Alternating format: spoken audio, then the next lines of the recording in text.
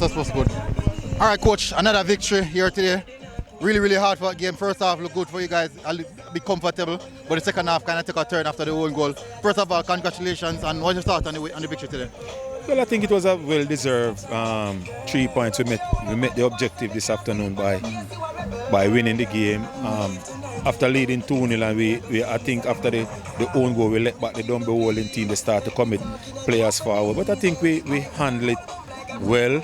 You know, again, I must say our defensive unit, they were strong, you know, physical this afternoon, and we match up to the Dumbo team, especially in the last 15 minutes of the game.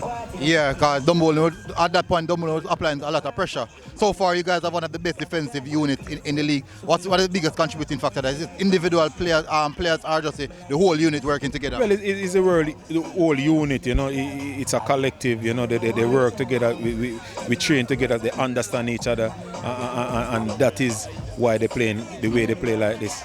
All right, Shaquille Bradford coming to the team on the score sheet today. First of all, what's your thoughts on his addition to the squad? Well, again, that's what Shaquille Bradford is known for, scoring goal, and he came here to score goal, and good to see him on the score sheet this afternoon. From your perspective, how will you think he's gelling into the squad?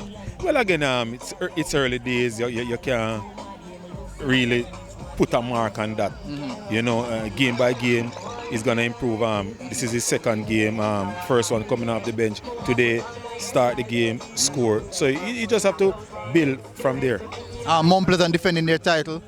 So far, you think that the club itself is hitting the objectives, all the objectives, short-term objectives so far, to the longer-term objectives in winning the league? Well, yes, that we want to do, but again, it's a game-by-game situation.